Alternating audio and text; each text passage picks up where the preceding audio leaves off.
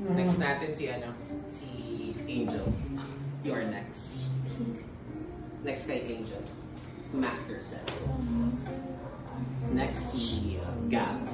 Last natin si Hannah. Alright. Timbang mo na. Yeah, who's there? Very good. Okay.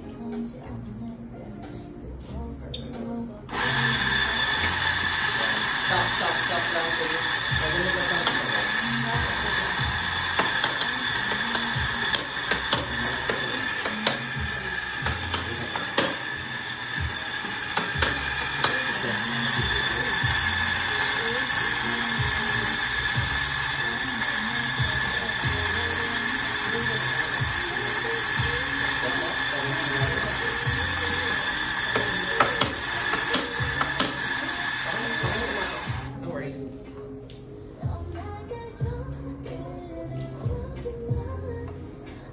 Nice! Wow, galing. So pag ganito, ganda mo lang siya ikita.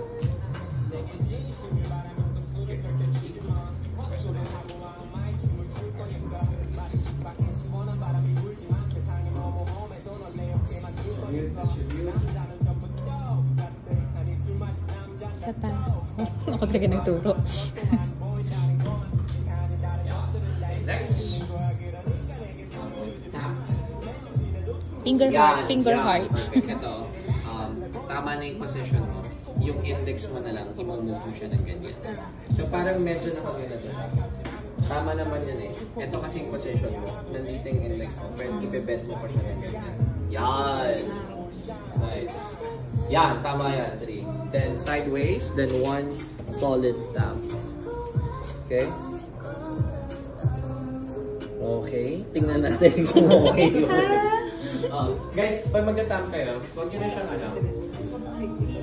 isang solid tap. Okay lang, check natin. Alright. Okay, purge. Okay, purge.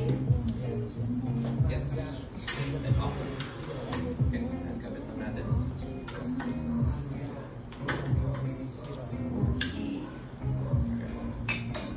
This is it. Let us see. Okay. So, sabay mo siya, pipindutin yung timer and yung blue button. Okay.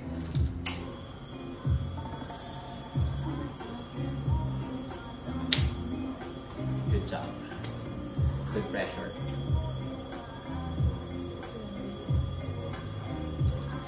Ignore the time. Pag nag-30 to, stop mo siya. And stop. Good extraction, master. Very good. Checking the parameters. This is a perfectly extracted coffee. Pero, etong calibration na to, ito yung gusto ko. Hindi ko sure kung gusto niya rin yung gusto ko. So, dito natin matatry. So, expect this to be a bit of sour and bitter at the same time. Okay, so I'll break the crema for you.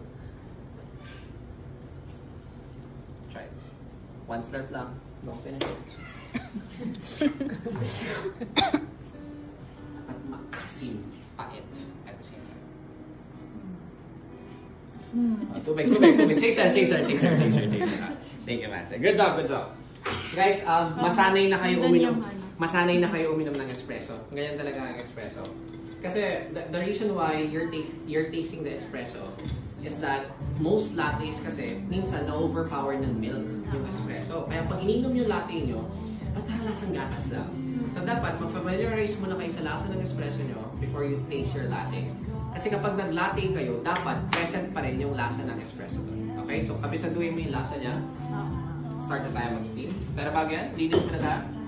Good job. That's a perfectly extracted espresso. Very good, Celine. Very good. Okay. Hampas mo lang. Yeah. Okay, very good. And give it a little wipe. Okay, and put it back.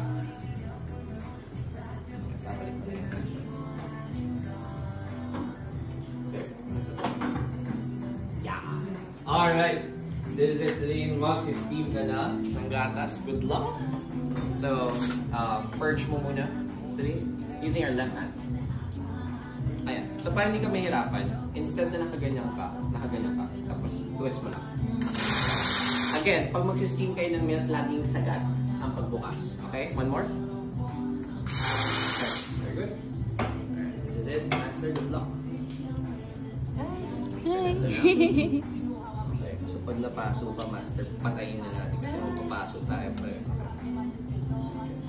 Yeah. Nakita mo yung itong line na to. Ito. Yeah. So, as much as possible, dapat laging visible yan. Okay?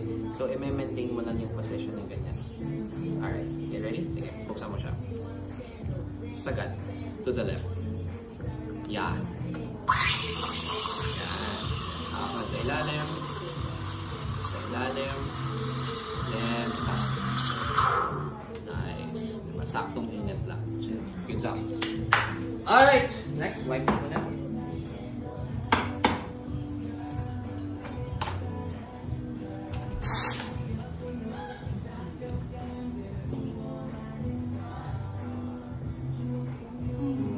Napatay mo lang ng medyo early. Siguro mga 1 to 2 seconds pa. Okay na yan.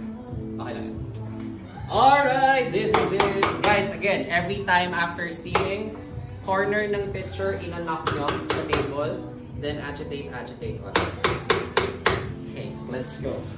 Let's for your heart. Okay, Master. Relax. Ito, chill lang. So, try to practice doing this. So, laging tilt, back, back. Ingatan ng pandas, baka matapunan. Ito na, Master. Good luck! This is it! Okay, relax lang. Okay. Yeah. And go. 4 high. 4. Yan. And stop.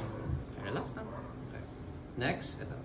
Okay, Celine, hindi na mag-iwala yan from start to finish. Ayan. And remember to pour aggressive. Okay? And go. Aggressive pa. Aggressive. O, diba? Ang ganda. Ang ganda ng horn. Ang ganda, oh! Okay. Ay, ganyan talaga yung shape ng heart. Literal. Okay, again, Parang ramdam ko yung nag-practice. resistance. Natakot yung mag-pour. Medyo. Oo, tumatakot mag-pour. Maganda naman yung steam eh, pero, ayan, lumabas siya. Parang nag-practice ka, magdamag. Okay, makita natin evolution. Next dito, isang buo na yan. Okay, Angel, pakita mo. Pakita mo.